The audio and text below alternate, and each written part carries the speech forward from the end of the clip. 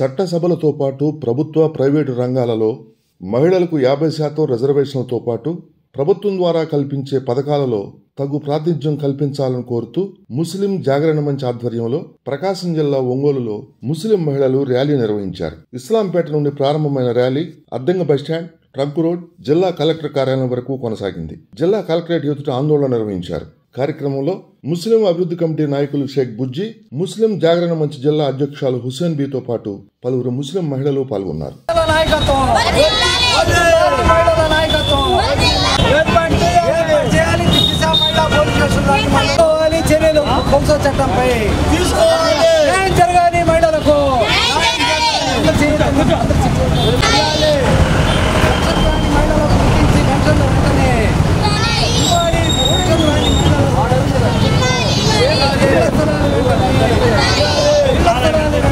ముస్లిం జాగరణ మంచ్ జిల్లా అధ్యక్షుడిని ఈరోజు మహిళలు కూడా అందరూ కూడా మహిళల గర్జన ర్యాలీలో ముందుకు రావడానికి ప్రధాన కారణం మహిళా కార్పొరేషన్ ఏర్పాటు చేయాలి.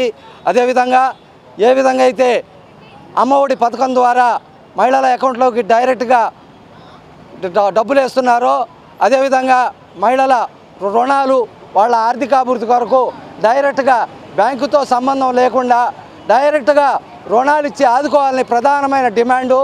అదేవిధంగా దిశ మహిళా పోలీస్ స్టేషను జిల్లా కేంద్రంలో ఉండటం వల్ల సుదూర ప్రాంతాల నుంచి గిద్దలూరు, మార్కాపురం, అదేవిధంగా అర్ధవీడు ఇలా సుదూర ప్రాంతాల నుంచి మహిళలు జిల్లా కేంద్రానికి రావాలంటే చాలా ఇబ్బందులు పడుతున్నారు.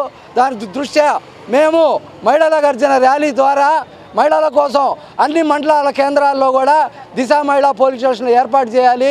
రెండవది వచ్చేసి ఫోక్సో చట్టం, దిశ చట్టం తీసుకొని వచ్చారు. దీని ప్రకారం ఈ 21 రోజుల్లో శిక్షలు పడే విధంగా చర్యలు తీసుకుంటామని గత ప్రభుత్వాలు కూడా ఇప్పటి ప్రభుత్వాలు కూడా చెప్పడం జరిగింది. అయితే ఈ చట్టాలు అమలవుతుంటే ఈ అత్యాచారాలు ఎందుకు అవుతున్నాయి? చట్టాలు సరిగా అమలు కావటం లేదు. 21 రోజుల్లో ఎవరైతే అత్యాచార నిందితులు ఉన్నారో వాళ్ళపై కఠినంగా శిక్షలు పడి చర్యలు తీసుకుంటే కానీ ఈ చట్టాలు అమలవుతాయని నేను ఈ సందర్భంగా తెలియజేస్తూ దిశ చట్టాన్ని, ఫోక్సో చట్టాన్ని సక్రమంగా అమలు చేయడానికి 21 రోజుల్లో ప్రత్యేక కోర్టులను ఏర్పాటు చేసి మహిళల కోసం ప్రత్యేక కోర్టు ఏర్పాటు చేసి శిక్షలు పడే విధంగా చర్యలు తీసుకోవాలని డిమాండ్ చేస్తున్నాము. అదేవిధంగా మహిళా సాంస్కృతిక భవన్ను ఏర్పాటు చేయాలని తదితర సమస్యల డిమాండ్లతోటి ఇది చేయాలని, అదేవిధంగా మహిళలకి పెన్షన్ రావడం లేదు. అన్ని ప్రభుత్వాలు మారుతున్నాయి కానీ ప్రతి పార్టీల ప్రభుత్వాలు కూడా మేమందరం కూడా ఏ పార్టీకి చెందిన మనుషులం కాము, మేము ప్రజల మనుషులము.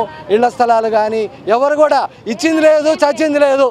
ఎవరు కూడా ఇళ్ల స్థలాలు ఇచ్చింది లేదు, చచ్చింది లేదు. అటువంటి నిరుపేదలు ఉన్నారు. అదేవిధంగా పెన్షన్లు కూడా ఇవ్వాలని కోరుతున్నాము. మహిళలు ఏమైనా ఉంటే మీ సమస్యలు మీడియా ద్వారా చెప్పమని నేను అనేది మా హక్కు, ఎవరి సొత్తు కాదు ఇది. కానీ వాళ్ళు వాటికాలు గెలుస్తున్నారే తప్ప వాళ్ళదే చూస్తున్నారు. ఇతరులు బీసీ ఉండి మైనార్టీ ఉంది, వీళ్ళకి అందరికంటూ ఏ పథకాలు లేవు. లేడీస్కి ఏదైతే ఉపాధి కల్పించామనంటే డైరెక్ట్గా బ్యాంకు లింకు లేకుండా అమ్మఒడి ఏదైతే పడుతుందో అలాగే వీళ్ళకి ఉపాధి కల్పించేటట్టుగా ప్రభుత్వాన్ని కోరుకుంటున్నాం.